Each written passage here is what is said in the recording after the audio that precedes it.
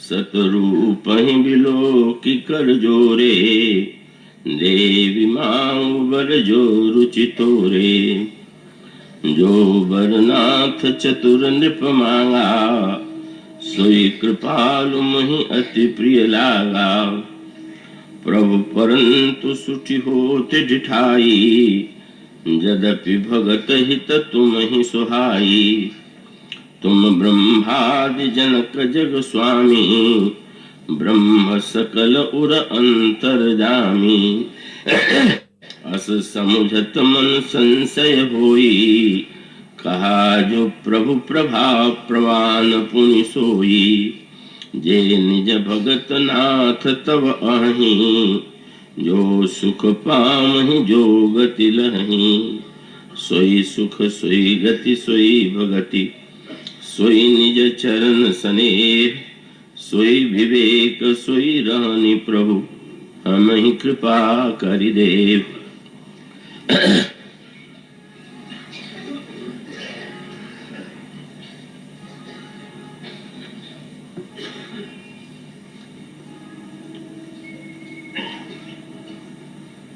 प्रभु श्री रामभद्र की महती अनुकंपा से पुनः स्वर्षीय सुअवसर मिला है, जब संगीत कला मंदिर ट्रस्ट संगीत कला मंदिर के द्वारा आयोजित इस नवान्न पारायण श्री रामचरितमानस के प्रवचन सत्र में प्रभु की वाणी के माध्यम से कुछ सेवा की जा सके। श्रीकांत जी मंत्री ने बड़े स्नेहपूर्ण उद्गार प्रकट किए, वर्षों की भी याद दिलाई कि यह 36वां वर्ष है। तो यह वर्ष तो भूल ही जाना अच्छा है, क्योंकि प्रभु की अनुकंपा है कि वे किसके माध्यम से कितनी सेवा ले लेते हैं। जब सबसे पहली बार संगीत कला मंदिर के आमंत्रण पर मैं आया था, तो ये कल्पना तो मन में नहीं थी। साधारणतया जैसे एक परंपरा आयोजन होते हैं, तो उस वर्ष मैं आया था, यह मान करके ही आया था कि इस वर्ष में ही बोलना है। पर वो अगर ये अद्भुत एक ऐसा संबंध, एक ऐसा नाता, ऐसी प्रभु की अनुकंपा, और वो सबसे बड़ी बात यह है कि वो आप लोगों की इतनी प्रीति, क्योंकि वो एक ही व्यक्ति को बार बार देखना, उसी को बार बार सुनना, तो कभी कभी व्यक्ति के लिए कठिन हो जाता है। पर आपकी प्रीति कम नहीं हुई, आपका आकर्षण कम नहीं हुआ, तो ये प्रभु की ही अनुकंपा है। तो उस अनुकंपा के लिए हम सब प्रभु के चरणों में बस नत हैं, कृतज्ञ हैं। और आपके समक्ष अभी मंत्री जी ने उस प्रसंग की पृष्ठभूमि भी प्रस्तुत कर दी, जो इस बार मुझे बताया गया। अभी जब मैं कानपुर में था तो श्री रमनलाल जी बिनानी का संदेश मिला कि क्या यह प्रसंग उपयुक्त रहेगा। तो वो एक बड़े पुराने श्रोता हैं, पुराने क्या, इस आयोजन के आदि से लेकर के आज, तो वो तो लोग कहना चाहिए कि वो सबसे बड़ी उपस्थिति जो है, इस अधिकार के नाते उन्होंने ये चुना। और प्रसंग सचमुच मुझे प्रिय लगा। सच बात तो है कि मुझे तो सारे प्रसंग प्रिय लगते हैं, उसमें मेरे लिए तो कोई अंतर नहीं होता है, लेकिन वो प्रसंग स्वयं अपने आप में एक बड़ा मधुर है, भावोत्पादक है। तो वो आपके समक्ष उन पंक्तियों के माध्यम से ही इस बार राम कथा का स्वरूप प्रस्तुत करने की चेष्टा की जाएगी। इस प्रसंग की पृष्ठभूमि है महाराज भानु और उनकी धर्मपत्नी शत्रुपा की एक साधना। आप सब जानते हैं मनुष्य शब्द का प्रयोग हम सब किया करते हैं, हम मनुष्य हैं। तो ये मनु जो है मनुष्य जाति के आदि पुरुष, और उन्हीं के नाम से मनु से मनुष्य संज्ञा बनी। तो मनु का जो प्रसंग है, कवियों कहना चाहिए कि केवल एक व्यक्ति का ही वह प्रसंग नहीं, अपितु सारे मानव जाति के लिए का उन्होंने जो आदर्श प्रस्तुत किया, सारे मानव जाति को उन्होंने जो संदेश दिया, का वो सब हम सब के लिए समान रूप से समस्त मानव जाति के लिए परम कल्याणकारी है। मनु का एक महानतम राजा के रूप में, स्मृति के निर्माता के रूप में हमारे देश में वंदनीय रहे। वैसे 18 स्मृतियां हैं, ऐसा वर्णन हमारे यहाँ प्राप्त होता है। उन 18 स्मृतियों में भी महाराज मनु की स्मृति को, जिसे मनुस्मृति कहते हैं, सर्वाधिक महत्व दिया जाता रहा है।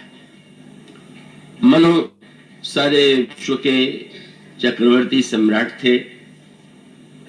उनकी धर्मपत्नी शत्रुपा उनकी अनुगामिनी थी, परम पतिव्रता थी, और इस तरह से उन्होंने केवल स्मृति का ही निर्माण नहीं किया, स्वयं भी अपना जीवन उसी के अनुकूल बिताने की चेष्टा की, और सारी प्रजा को भी वो उसी पद्धति से का एक ऐसा रूप देने की चेष्टा करते हैं कि जिससे समाज में व्यक्ति सुखी और संतुष्ट रहे। किंतु गोस्वामी जी वह पृष्ठभूमि प्रस्तुत करते हैं कि मनु वृद्ध हुए, चौथी अवस्था आ गई, और तब उन्हें एक दुख की अनुभूति हुई, क्योंकि बहिरंग दृष्टि से सुख की जितनी सामग्री थी वह महाराज मनु को प्राप्त थी, और यूं देखें तो उनका जीवन धर्म में था, और धर्म का सुख से एक अभिन्न संबंध है, ऐसी रामचरितमानस की मान्यता है। रामचरितमानस में कहा गया कि वह व्यक्ति कितना मूर्ख है कि जो सुख पाना चाहता है और वो धर्म का परित्याग करता है। सुख चाहे मूढ़ न धर्म रता। तो धर्म के अनुकूल उन्होंने जीवन व्यतीत किया, और उन्होंने सुख की समस्त सामग्रियां ही नहीं प्राप्त की, समाज को भी सुखी और संतुष्ट बनाने का प्रयास किया। पर वृद्धावस्था में उनका जो अनुभव था वो परिवर्तित हुआ, और उसके मूल में एक अभाव की अनुभूति है। ये जो प्रसंग चुना गया है, इसमें महारानी शत्रुपा ने भगवान श्री राम से 6 वस्तुओं की याचना की, और उसमें उन्होंने सबसे पहले जिस वस्तु की याचना की वह सुख है। तो सोई सुख, सोई गति, सोई भगति, सोई निज चरण स्नेह, सोई विवेक, सोई रहनी प्रभु, हमें ही कृपा करे देव। तो ये जो 6 वस्तुओं की याचना है, इसके प्रारंभ में भी सबसे पहले सुख की याचना है। और इसका तात्पर्य क्या है कि संसार में ऐसा कोई सिद्धांत नहीं है, ऐसा कोई व्यक्ति नहीं है कि जो विवाद से शून्य हो। सभी वस्तुओं को लेकर के विवाद है ही, लेकिन अगर कोई शब्द ऐसा है कि जो निर्विवाद है तो वह शब्द है सुख। और इसका अभिप्राय है कि ईश्वर की सत्ता को लेकर के भी अस्तित्व और के अस्तित्व के अभाव का प्रश्न किया जाता है, पर यह कहा जा सकता है कि सारे विश्व में, ब्रह्मांड में ऐसा कोई व्यक्ति नहीं है कि जो सुख न पाना चाहता हो। तो ये जो सुख है यह व्यक्ति की अनिवार्य आवश्यकता है, किंतु सुख के भी अनेक क्रम है, अनेक कक्षाएं। सबसे पहली कक्षा जो व्यक्ति के जीवन में दिखाई देती है वह यह है कि उसको ऐसा प्रतीत होता है कि संसार के ये जितने भोग्य पदार्थ हैं, भोग की सामग्रियां हैं, ये मनुष्य को सुखी बनाती है। और एक सीमा तक ऐसा लगता भी है भी। जब आप स्वाद भोजन करते हैं तो लगता है बड़ा आनंद रहा, बड़ा सुख मिला। और इसी प्रकार से संसार के जितने विषय हैं उनके द्वारा व्यक्ति सुख पाने की चेष्टा करता है। किंतु ऐसा होता है कि व्यक्ति को यह प्रतीत होने लगता है कि इन वस्तुओं और विषयों के द्वारा जो प्राप्त सुख है उसके साथ साथ अनिवार्य रूप से दुख जुड़ा हुआ। एक अनोखी बात श्री रामचरितमानस में कही गई। प्रश्न किया गया कि ये जो मन के रोग हैं, संसार में कितने व्यक्ति ऐसे हैं कि जो रोगी हैं और कितने नहीं हैं। तो रामचरितमानस में कहा गया कि संसार में ऐसा कोई व्यक्ति ही नहीं है कि जो रोगी मन की दृष्टि से न हो। पर वो तो कोई बात नहीं है, पर पूछा गया सबसे पहला रोग कौन सा है, तो आप अनोखा बात नहीं पाएंगे। यही भी सकल जीव जग रोगी और हर्ष। हर्ष के रोग से रोग रोगी। भला और कोई बात कह देते हैं कि और दुख और रोग मनुष्य के जीवन में है, पर जब ये कहा गया कि अधिकांश लोगों को शोक का रोग तो वही है पर हर्ष का भी रोग है, तब हर्ष को रोग की श्रेणी में गिनना शब्द क्या है। और वो बड़ा सार्थक सांकेतिक शब्द है। क्या बोले, यही विधि सकल जीव जग रोगी, हर्ष शोक भय प्रीत वियोगी। इसमें सब कुछ कह दिया गया। और इसका अभिप्राय यह है कि क्या हर्ष स्वस्थता का चिन्ह है क्या?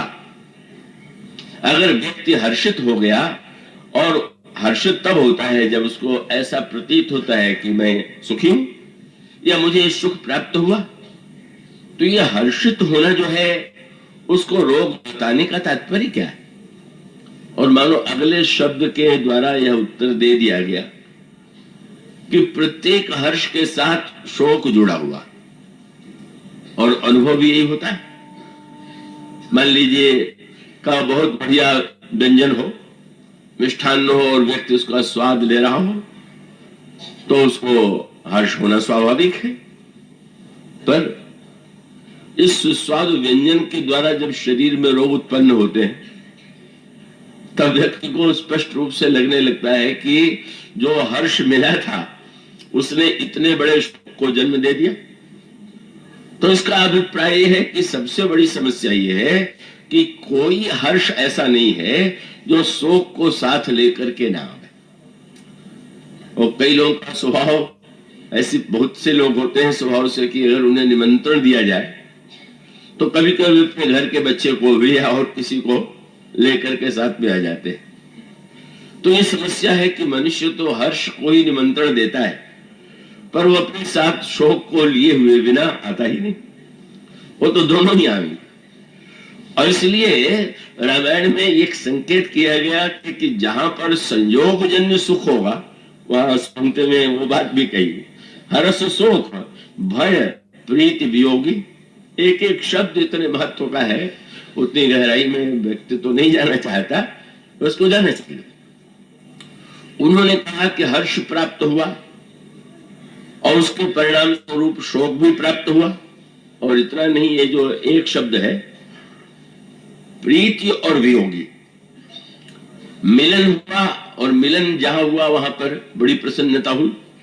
जो हमारा प्रिय है उससे मिल करके हमें बड़े प्रसन्नता की अनुभूति होती है, पर वो उससे मिलन हुआ है उससे वियोग भी अनिवार्य है, कोई इसे बदल नहीं सकता।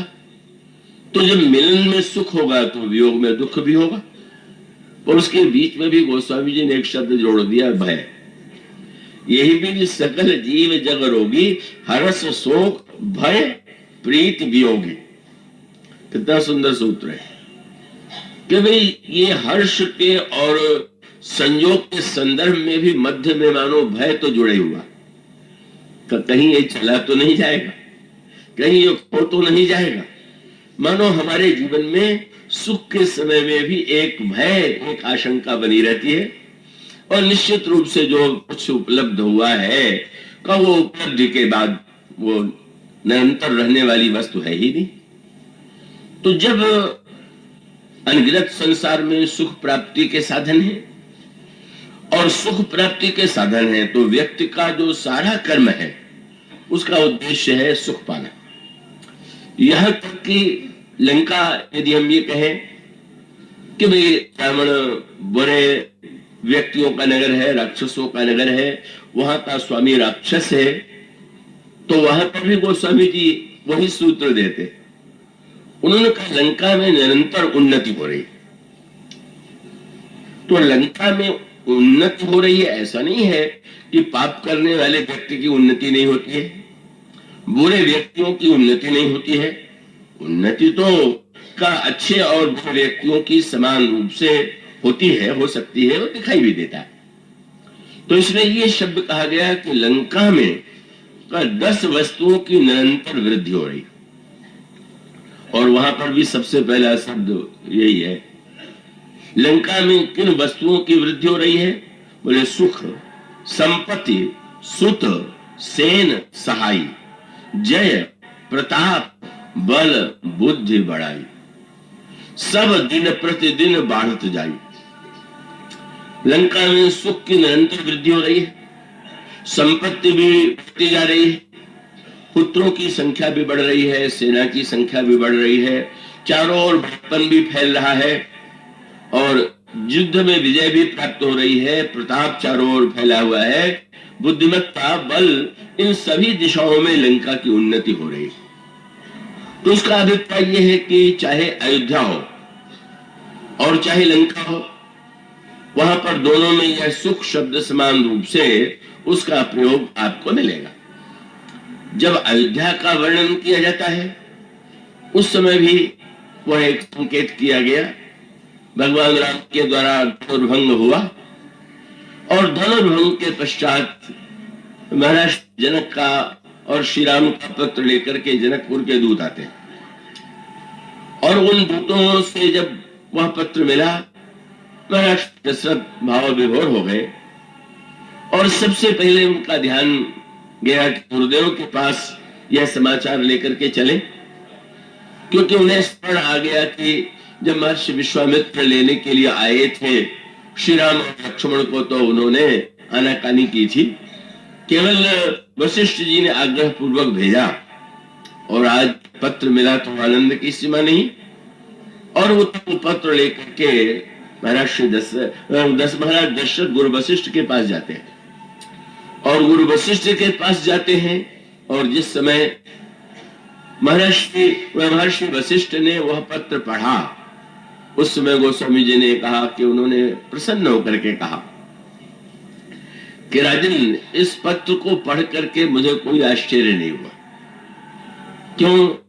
बोले तुम गुरु विप्र धेनु सुर सेवी, तस पुनीत कौशल्या देवी, तो सुकृति तुम समान जन माही, भय है को होने नहीं।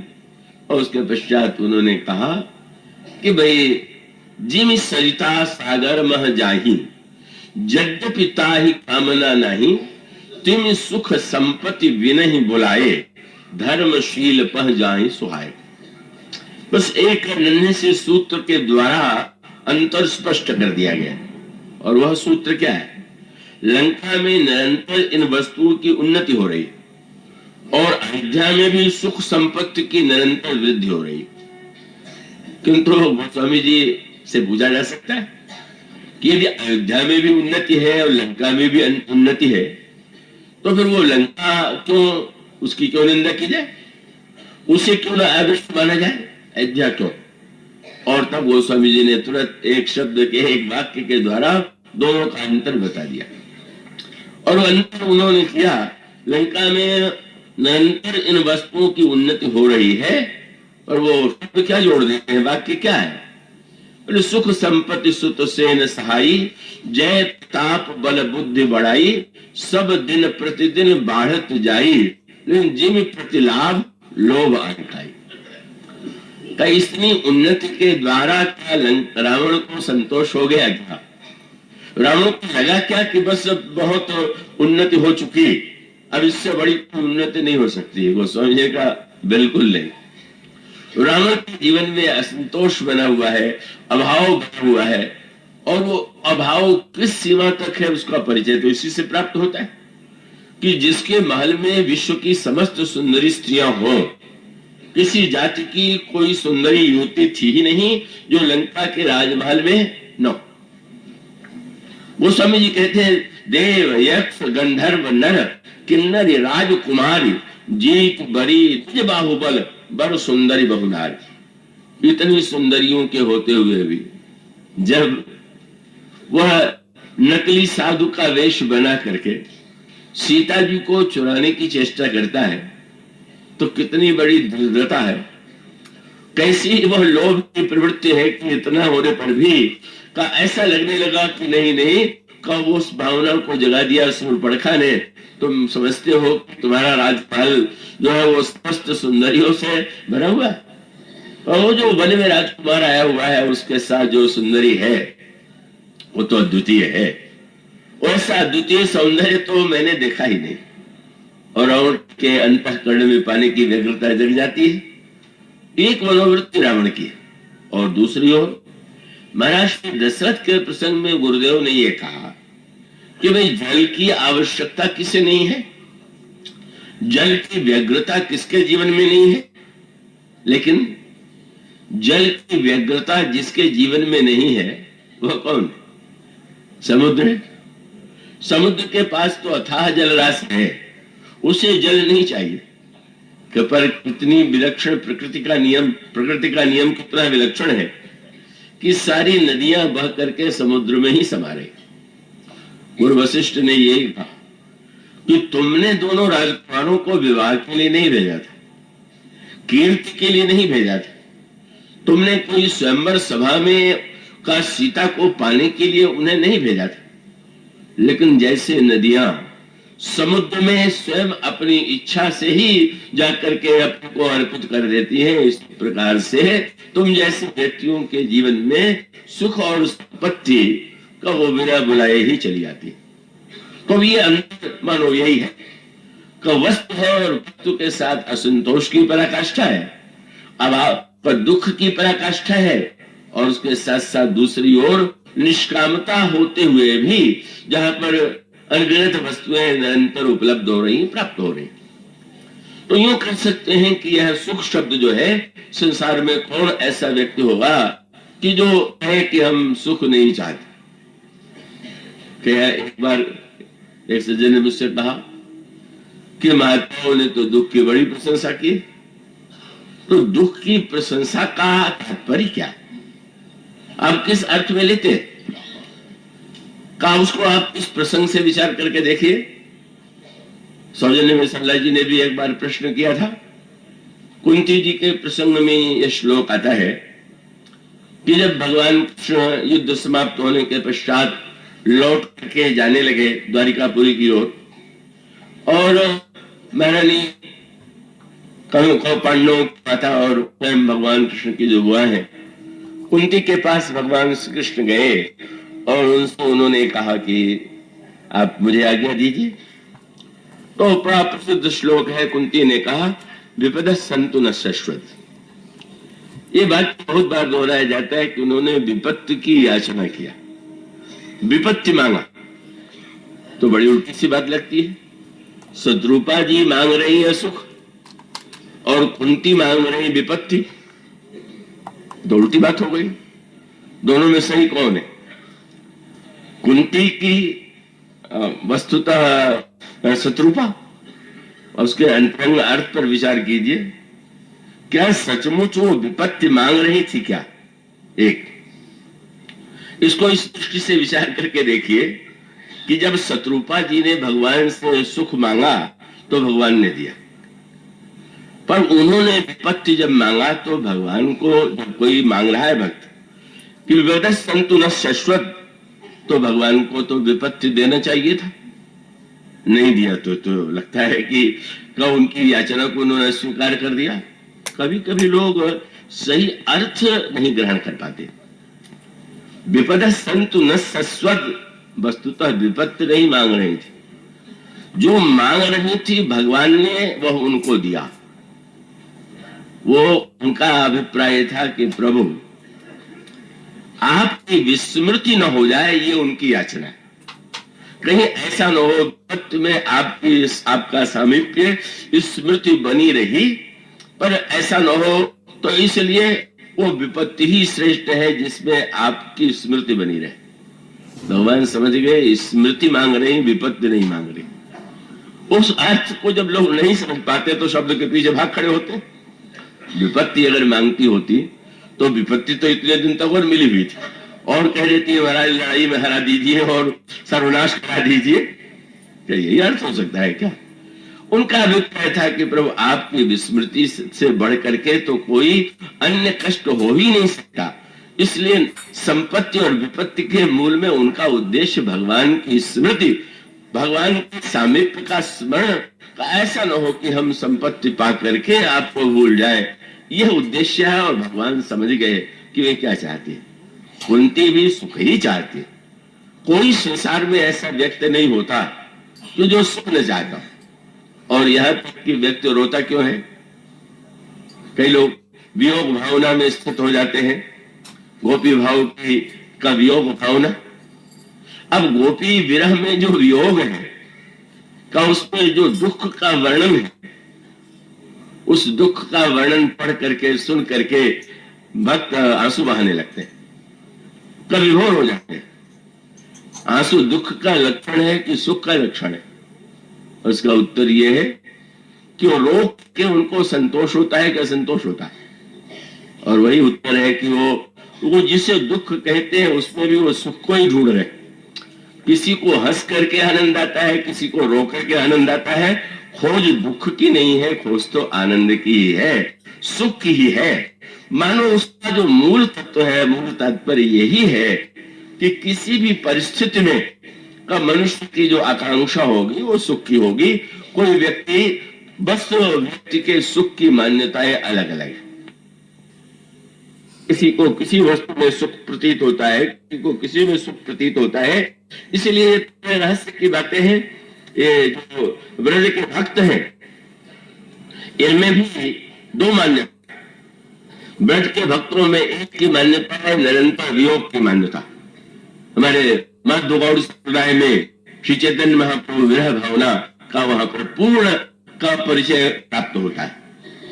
और साथ साथ हरिवंश महाराज का वृंदावन जो भक्ति भावना है उसमें एक क्षण के लिए भी भगवान के वियोग की कल्पना नहीं की जाती। वो तो मानते ही नहीं। मान एक भावना तो ये कि भगवान चले गए, वृंदावन छोड़ करके मथुरा चले गए और भक्त उनको पाने के लिए विरह में आंसू बहा रहा। श्री राधा रानी विरह में व्याकुल होकर के आंसू बहा रही।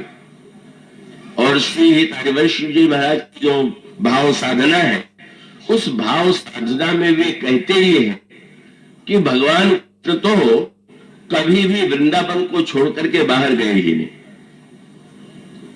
एक में निरंतर संयोग और एक में निरंतर वियोग। संयोग की वियोग। हरिवंश महाराज कहते हैं कभी भी श्री राधा और कृष्ण में वियोग होता ही नहीं।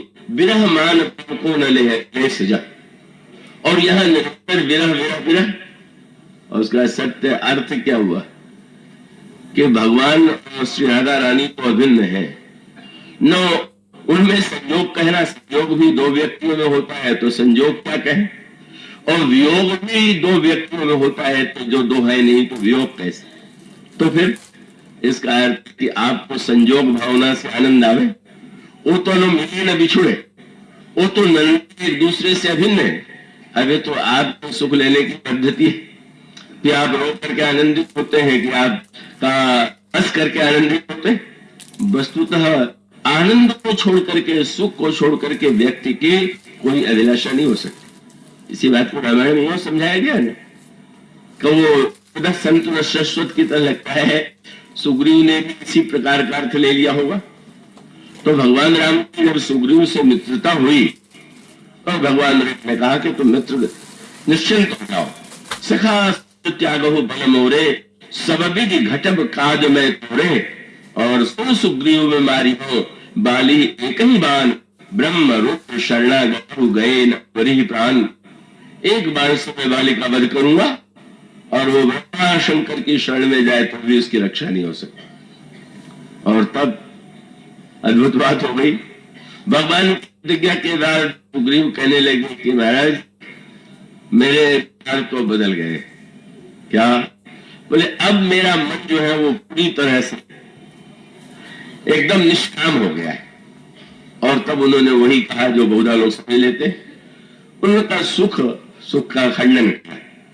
बोले सुख संपत्ति परिवार पढ़ाई सब परिहर करिहो सुखाई। महाराज छोड़ करके, संपत्ति छोड़ करके, भगवान तो योजना बना रहे हैं परिवार से मिलाने, बेचारे की पत्नी छिड़ी हुई है तो भगवान सोच रहा है कि बालिका वध जो हो जाएगा तो पति पत्नी का मिलन हो जाएगा।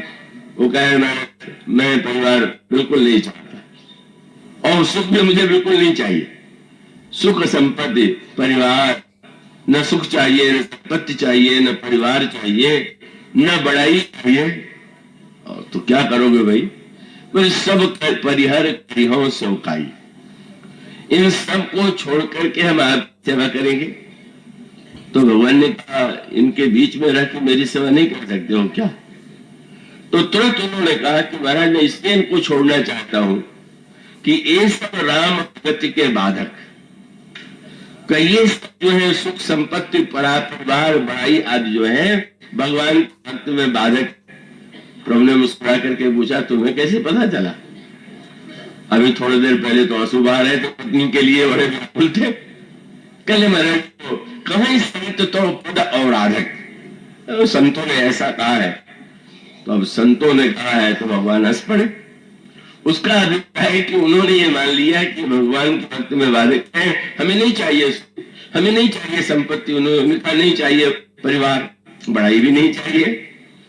पर उसका मूल सूत्र यह है कि सुग्रीव वस्तुतः सत्य से अलग हट करके उन्होंने सही अर्थ नहीं लिया। भगवान से प्रार्थना तो ये करनी चाहिए थी कि प्रभु ऐसी कृपा करो कि हम प्रत्येक परिस्थिति में आपकी भक्ति करते रहें, चाहे विपत्ति हो चाहे संपत्ति हो, अनुकूलता हो कूलता हो। इसके स्थान पर कहने लगे कि हम सब कुछ छोड़ करके, क्योंकि भक्ति में बाधक। और प्रभु कितने कौतुक हुई, प्रभु ने कौतुक कर दिया। कहने लगे हाँ बात तो तुमने सही ही कही है, जो कुछ कहो सत्य सब सोई, पर सखा वचन मम मृषा न होई। तुमने जो कुछ कहा है वो तो ठीक ही है, पर मित्र मेरी बात भी तो झूठ नहीं होगी। अब सुग्रीव को लगा कि बड़ा अच्छा हुआ। उन्होंने कहा महाराज तो नहीं चाहिए, पर आपको अपने वचन की रक्षा करने के लिए करना होता है। यानी ये भी भगवान पर कृपा कर रहे हैं कि वो भगवान का वचन सत्य करने के लिए भगवान ने कहा तो फिर लड़ने के जाओ, आपका सत्य है तो मैं क्या करूं। अब मैं तो नहीं चाहता पर आप चाहते हैं। भगवान हो से काम, सुग्रीव हो गया निष्काम और भगवान से कहने लगा कि ठीक है बात है तो मैं जाकर के चुनौती देता हूं। और तब कौतुकी प्रभु ने क्या किया, सुग्रीव गए, जो चुनौती के स्वर में बाली को पुकारा और बाली लड़ने के लिए आया और उसने जो एक मुक्के का प्रहार किया, मुष्टि प्रहार अब समय लगा, कौन लड़े? तब सुग्रीव विकल हुई भागा। एक मुक्के में ही सारा वैराग्य समाप्त, सारा ज्ञान दूर चला गया और भगवान राम के पास आकर के भगवान को उलाहना देने लगे। कहले महाराज आपने तो कहा था कि मैं बाली का एक ही बाण से वध करूंगा, तो प्रभु ने कहा कि मैं पहचान तो पाऊं कि कौन बाली है कौन सुग्रीव है, तब न मैं मारू तुम्हें, तो तब न मैं बाली को मारूं और तुम्हें बचाऊं। और भगवान का संकेत था कि अब तुम स्वयं कहते हो। एक बात बाली के प्रसंग में और कह दिया था, मैंने महाराज तो आप समझने लगा कि बाली परम है, बाली मेरा बहुत बड़ा ही पक्षी, क्योंकि उसकी कृपा से तो आप मिले वाक्य तो सब शास्त्रों में मिल ही जाते, पर भगवान ने कहा कि मानो संकेत ये है कि तुम अगर उसको अपना हितैषी मानते हो तो मैं उसका शत्रु मानू क्या? तो तुरंत उन्होंने कहा कि महाराज मैंने जो कहा था बिल्कुल सही नहीं था। क्या सही है? बोले मैं जो कहा रघुवीर कृपाला बंधु न हो मोरी हकाला। ये मेरा बंधु नहीं है तो क्या काल। प्रभु मानो समझ गए कि केवल शाब्दिक त्याग और वैराग्य की बातें करना बहुत सरल, मन माना वो मानो संकेत भी यही था कि तुम वस्तुतः पांच सूत्र देते हैं नहीं, तुम संपत्ति और राज्य ले लो, पत्नी के साथ निवास करो, बस इतना केवल तुम्हें ध्यान रखना है कि सीता जी का पता लगाना है। मूल सूत्र वही हुआ कि सब कुछ करते हुए सीता जी को पाना ये नहीं भूलना। सीता जी माने मूर्तिमती भक्ति।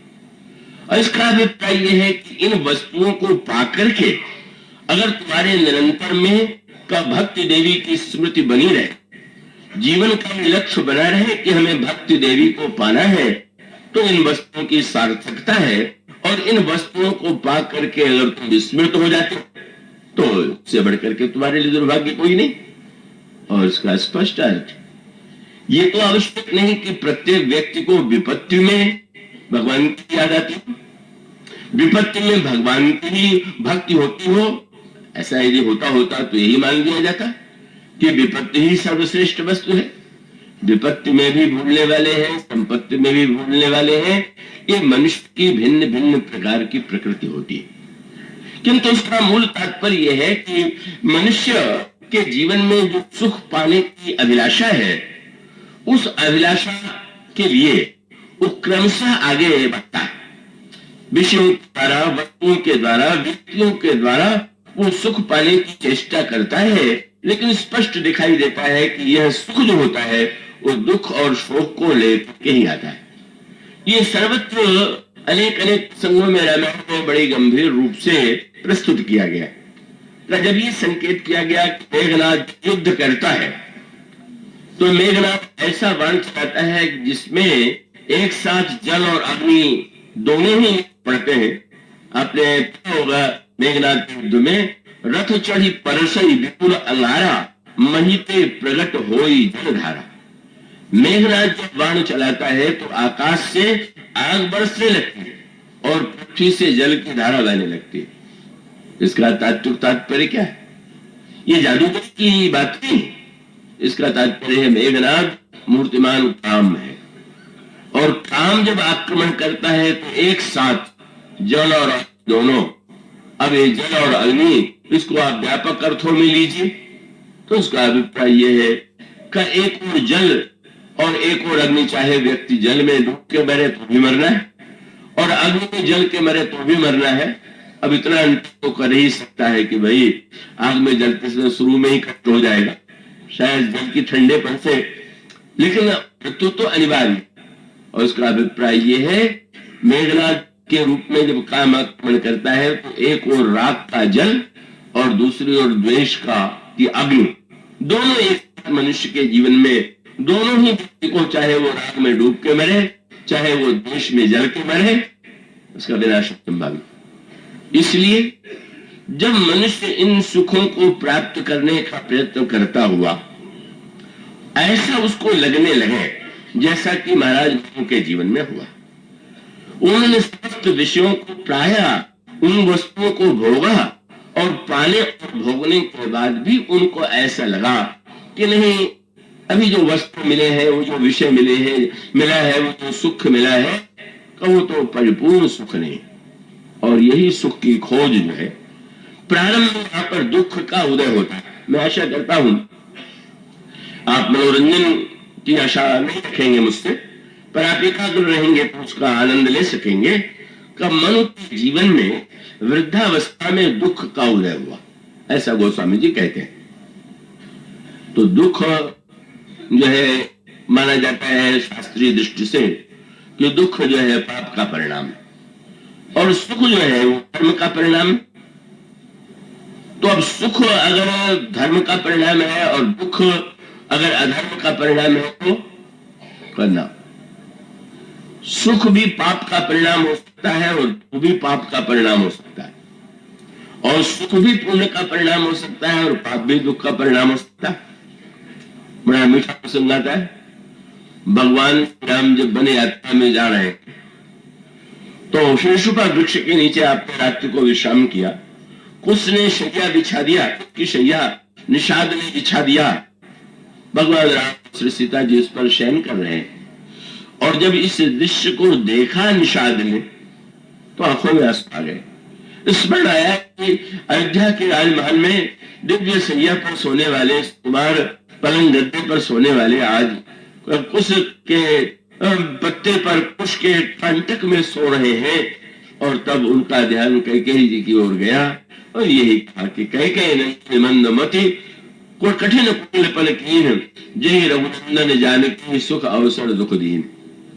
ये कैकेयी नंदिनी जो है कौ महान खल है, तिलमती है, जिसने श्री राघवेंद्र को सुख के अवसर पर, प्रश्न वही है, सुख और सुख दीन। श्री राम के लिए तो ये सुख का और सुख राजमहल में है, सुख कोमल स्थान में है, सुख को छोड़ करके दुख दे दिया। निषाद को आशा थी कि लक्ष्मण जी कहेंगे और कैकेयी जी की निंदा में और 10-20 शब्द कह देंगे।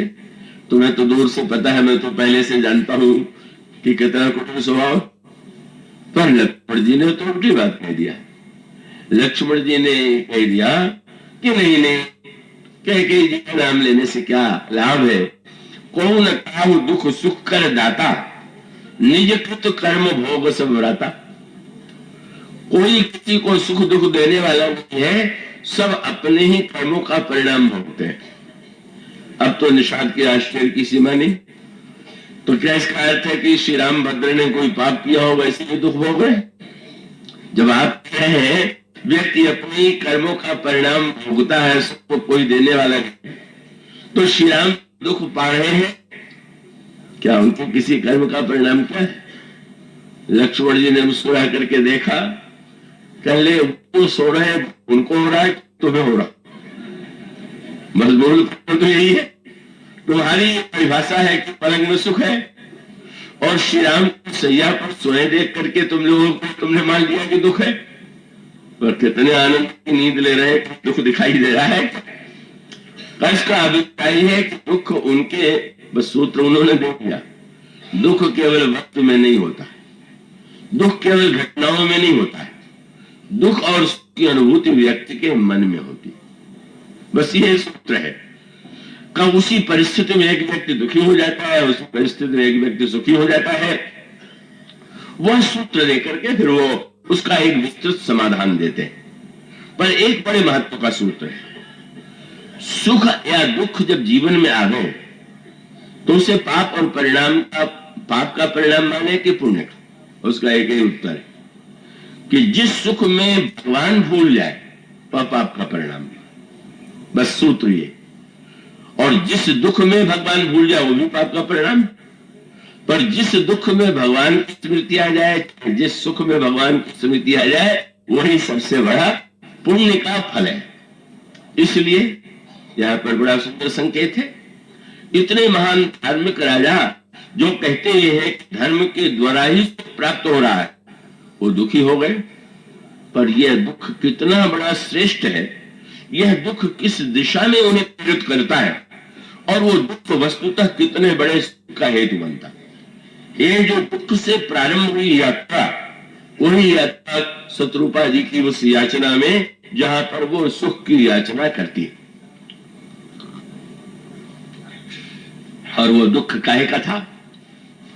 वृद्धावस्था में दुख उत्पन्न हुआ। इसका तात्पर्य क्या है? जैसे कोई दिन भर दुकान चलाने के बाद, व्यापार करने के बाद लेखा जोखा तो वो शाम को मिलाता है या साल भर में मिलाता है। तो वृद्धावस्था क्या है? जीवन ने, व्यक्ति ने युवावस्था में इतने कर्म किए, सारे अनुभव उसके जीवन में आ गए, लेखा जोखा तो शाम को होगा कि घाटे का सौदा रहा कि लाभ का रहा। दिन भर कोई दिन भर बिक्री करे और रात को लगे कि तो जितने का माल था वो सस्ते में चला गया, तो बेचारे का दिन भर का परिश्रम तो किसी उद्देश्य की पूर्ति करने वाला नहीं रहा। तो ये जो वृद्धावस्था है, ये मानव संकेत किया गया। व्यक्ति जिन वस्तुओं में दुख मानता है, उसमें दुख मानता है वृद्धावस्था का दुख।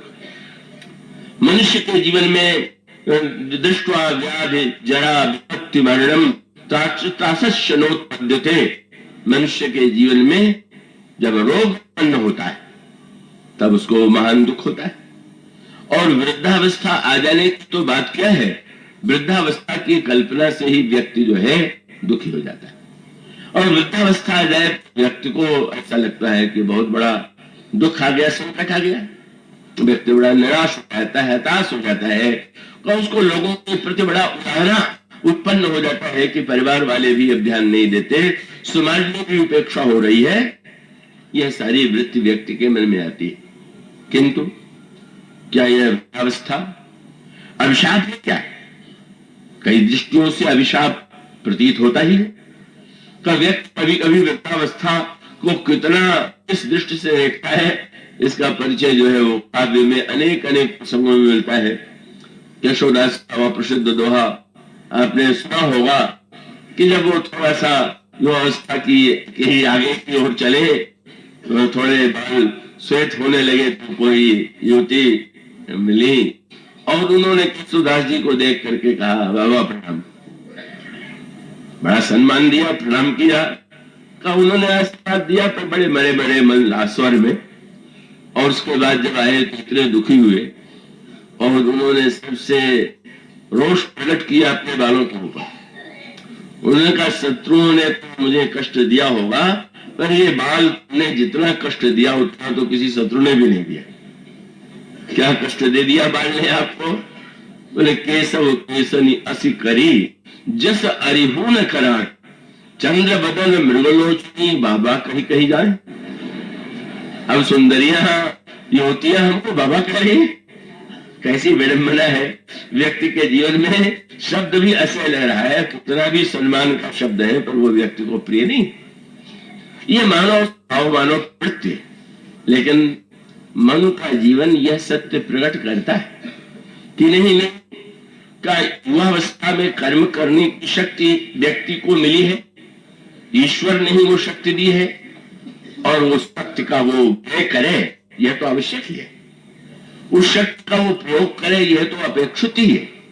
किंतु जब वो अशक्त स्थिति आ रही है तो उसमें अगर वह ईश्वर का संदेश देखना चाहे, ईश्वर का संकेत देखना चाहे, तो वो कुछ बहुत कुछ सीख सकता है। और अगर उसमें वो ईश्वर का संकेत न देखे, ईश्वर का संदेश न देखे, तो उसका दुखी होना स्वाभाविक है। क्योंकि जब भगवान श्री राम अयोध्यापुर वासियों को उपदेश देते हैं, तो उपदेश देते हुए भगवान ये कहते हैं कि यह जो मनुष्य का शरीर है, ये मैंने विशेष रूप से साधनों के लिए ही बनाया। भगवान ने एक सूत्र दिया, ये धाम है कि जैसे आप घर बनाते हैं तो उसके लिए प्रभु ने शब्द चुना, साधन धाम मोक्ष कर द्वारा। जरा सूत्र पर आप ध्यान देंगे। तो घर में क्या होता है? दीवालें होती, और वो दीवालें ईंट की हो, सीमेंट की हो, पत्थर की हो, मिट्टी की हो। तो जो दीवालें बनाई जाती है, और उस दीवाल का उद्देश्य क्या है?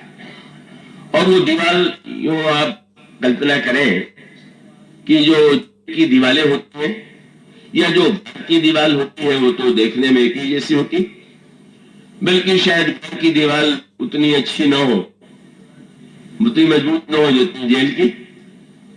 लेकिन क्या अपने छोटे से नन्हे से घर को छोड़ करके कोई व्यक्ति जेल के बड़े घर में रहना चाहेगा? लोग कहते तो कहावत उसको बड़े घर का ही कहते है, तो बहुत बड़ा घर।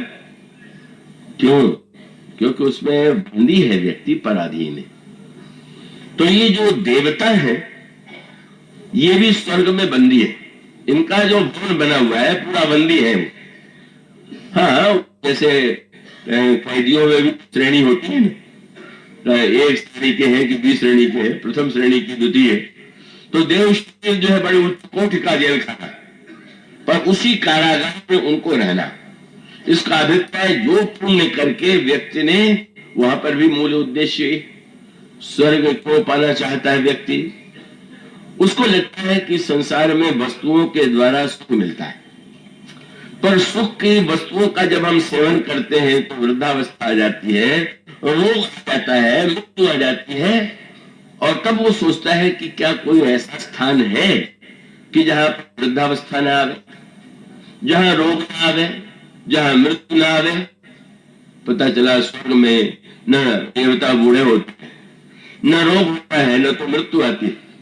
तो शास्त्र ने कहा अच्छा सत्कर्म करो, दान दो, यज्ञ करो तो स्वर्ग में तुम जाओगे। तो व्यक्ति स्वर्ग भी जाना चाहता है सुख की खोज में। कैसी लिए जब व्यक्ति की मृत्यु पर ये लिख देते हैं स्वर्गीय, अब वो कहां भी कहीं भी व्यक्ति गया हो, लेकिन लिखना तो स्वर्गीय ही पड़ेगा। तो स्वर्गीय शब्द के पीछे भी यही भावना है कि कोई बात नहीं है, अधिक सुख पाने के लिए ही वो यहां से है। रामायण में आता है श्री भरत जी और वशिष्ठ से संवाद जो हुआ, उस संवाद में गुरु वशिष्ठ ने श्री भरत से ये कहा कि भरत, तुम्हें पिता की आज्ञा को स्वीकार करना ही चाहिए, क्योंकि शास्त्र ये कहते हैं कि अनुचित उचित विचार तज जे पालहि पुत्र बहन ते भाजन सुख सुय सके। जो लोग पिता की आज्ञा का पालन करते हैं उनको सुख और कीर्ति प्राप्त होती है, और उसके साथ साथ अनुचित उचित विचार जे पालहि पुत्र बहन ते भाजन सुख सुय सके बस ही अमरपुर ऐन। मरने के बाद भी वो स्वर्ग में जाकर के निवास करते हैं। मानो उनका अभिप्राय यही कि वो स्वर्ग में वो समस्या नहीं है, भोगों को भोगिए, रोग होना नहीं है और कोई समस्या नहीं है, तो इसलिए स्वर्ग की प्राप्ति सबसे बड़ी वस्तु है, और तुम्हारे पिताजी ने भी स्वर्ग पाया, ऐसा कह दिया। किंतु क्या श्री भरत ने सुना तो क्या उन्हें प्रसन्नता हुई क्या? का उनका अभिप्राय था कि हमारे पिताजी के लिए स्वर्गीय कहना ये तो उनका अनादर है, ये उनका अपमान है। और इसका अभिप्राय, इसका तात्पर्य क्या है कि भाई जो स्वर्ग में व्यक्ति जाता है, रामचरितमानस में लिखा गया, का वो तो बेचारा कारागार का बंदी है, का वो केवल भोग ही भोग सकता है। और ऐसा नहीं है कि शरीर में रोग होता हो तो मन में रोग होता हो। देवताओं के शरीर में रोग तो नहीं होता, पर मन में तो ऐसा रोग होता है कि उसकी कोई सीमा नहीं, और वो रोग है ईर्ष्या वाला जो रोग है। बेचारे सारे देवता ईर्ष्या के रोग से पीड़ित रहते। क्यों? संसार में मनुष्यों में भी ईर्ष्या होती है और देवताओं में भी ईर्ष्या है, पर एक अंतर है, आप में ईर्ष्या हो तो आप जिस वजह से ईर्ष्या हुई है आप और पुरुषार्थ करके उससे आगे बढ़ जाइए। पर स्वर्ग की समस्या है कि बगल वाले देवता को अधिक दिया हुआ है, भोगों की सामग्री जैसा उसने पुण्य किया है, आपको देख देख करके दुखी होना है, आप वहां पूंजी को बढ़ा तो सकते नहीं। तो एक ऐसा मन का महान रोग जिससे बेचारे देवता ग्रस्त है, वो ईर्ष्या का रोग है। कितने बंदी हैं वो चाह करके भी, कब वो संकेत रामायण में पाया जाता है, देवता भी का जब बंदर बनते, ये रामायण की एक सांकेतिक भाषा है, बानर बनते हैं, नर बनते हैं, कब मनुष्य नर से देवता बनना चाहता है, पर ये जो देवता बंदर बने और मनुष्य के रूप में जो भगवान है उनकी सेवा करते, उन्नति है कि उन्नति है? वो स्वामी ने संकेत लिया, जब लंका के युद्ध में भगवान विजयी होकर विराजमान थे तो देवता आए, तो एक शरीर देवताओं का वो है जिसमें वो स्वर्ग से उतर करके आए हैं, और दूसरा शरीर बंदरों का है, वो भी देवताओं के अंश से आए हुए। अब दृश्य ये है कि बंदर तो भगवान को के घेरे हुए अत्यंत निकट बैठे हुए हैं, और देवता बेचारे दूर से स्तुति कर रहे हैं, और उन्होंने धिक्कार किया किसको? सबसे पहला बात उनके मुंह से ये निकला, धिक जीवन देव शरीर हरे, धिक्कार है हमारे देवता शरीर को। क्यों? बोले तब भक्ति बिना भूल पड़े, पर स्वर्ग में रहकर के भक्ति नहीं की जा सकती। ये कृत्य प्रभो सब बानर ये निरखंति तवानन सादर जे, धन्य है जो निरंतर आपके मुख के अमृत का पान कर रहे हैं। उसका अभिप्राय ये है कि एक पशु योनि है साधारणतया, जो परतंत्र माने जाते हैं वो भी अपनी प्रकृति से बाध्य है, देवता भी बाध्य है। भगवान ने कितना सुंदर शब्द कहा। मनुष्य के शरीर की विशेषता क्या है? बोले अन्य शरीरों में दरवाजे नहीं पर इसमें द्वार है। द्वार माने उसके द्वारा आप बाहर भी निकल सकते हैं और भीतर भी आ सकते हैं। इसलिए भगवान का शब्द कितना चुना हुआ, साधन धाम। मित्रों, ये मनुष्य का शरीर साधन का धाम है। महाराज इसकी क्या विशेषता है? बोले मोक्ष कर द्वारा। मोक्ष का द्वार केवल यही खुला हुआ है और कहीं नहीं। यह जो स्वतंत्रता मनुष्य को प्राप्त है का, वह व्यक्ति जब इस सत्य को समझ लेता है कि ईश्वर ने तो शरीर की रचना के द्वारा भी व्यक्ति को मानो ऐसा परतंत्र नहीं बना दिया कि वो छूट न सके। भगवान कहते हैं तुम्हारी इच्छा है तो तुम भीतर से दरवाजा एक चिटकिनी चढ़ा करके पड़े रहो, पर निकलना चाहो तो तुम निकल नहीं सकते हो। का निकलने की सुविधा मानो शरीर में। और सचमुच इस सत्य का अनुभव जिस व्यक्ति ने वृद्धावस्था में किया का, मानो कर्म का परिणाम उसके जीवन में सही अर्थों में आया। और यही दुख की अनुभूति, यह वस्तुजन्य दुख नहीं, अभाव दुख नहीं, ये विचार जन्य दुख है। क्या इतने जीवन को मैंने इस जीवन के द्वारा जो सबसे बड़ी वस्तु है, सबसे बड़ा सुख है, उसे पा लिया क्या? और तब उनको लगा ना हो इन विषय विराग भवन सतभा चौथपन हृदय तो दुख लाभ। क्यों? बोले जन्म गयो हरि भगति बिनु। यह जीवन जो था हरिभक्त के अभाव में बीत गया। हमने सुख के छोटे छोटे कण पाए, लेकिन उस सुख के केंद्र का पता नहीं मिला। और सुख का वो केंद्र कौन है? सुख का धाम कौन है? जब श्री राम का नामकरण पूर्व वशिष्ठ करने लगे, पूर्व वशिष्ठ से पूछा महाराज दशरथ ने, महाराज इन बालकों का नाम आप रखिए। तो उन्होंने यही कहा कि बस इतना ही कह सकता हूं कि इनके नाम अनेक अनुरूपा, मैं कहा स्वमति अनुरूपा। क्या? उन्होंने कहा ये जो आनंद सिंधु सुख रास सी करते त्रैलोक सुपासी सो सुखधाम राम असनामा अखिल लोक कायक विश्रामा। सुख का जो घनीभूत रूप है, जो सुख का समुद्र है, जो सुख का धाम है। और तब मानो मन को ये लगा कि मानो जीवन में हमने उन भौतिक सुखों को पाया, भोगा, उसका उपयोग किया, लेकिन अभी तो सबसे बड़ा सुख पाना बाकी है। और तब सचमुच मोक्ष के द्वार से निकल करके जब वे साधन पथ में गए, तब जो अनुभव हुए उसकी चर्चा अगले दिनों में। आज इतना है। बोलिए सिया